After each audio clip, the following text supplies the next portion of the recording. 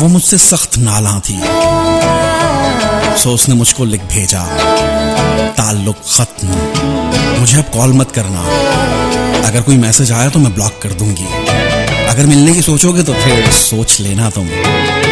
सो मैंने भी ये लिख भेजा कि जाना हम मोहब्बत की अब उस मंजिल पे आ पहुंचे हैं जहां से वापसी का अब कोई भी रास्ता कब है। ताल्लुक तोड़ देने से ताल्लुक टूटता कब है, ताल्लुक तोड़ देने से ताल्लुक टूटता कब है। सलीम मुर्शिद ये आपके लिए। कुछ भी नहीं है ये जान,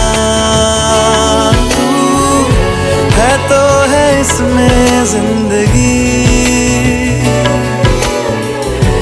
अब मुझको जाना है कहाँ के तू ही सफर है आखिरी।